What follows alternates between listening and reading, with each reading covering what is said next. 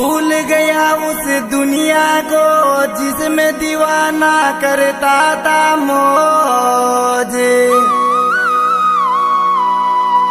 तेरे प्यार के खातिर तो मिलता था जानू रोज।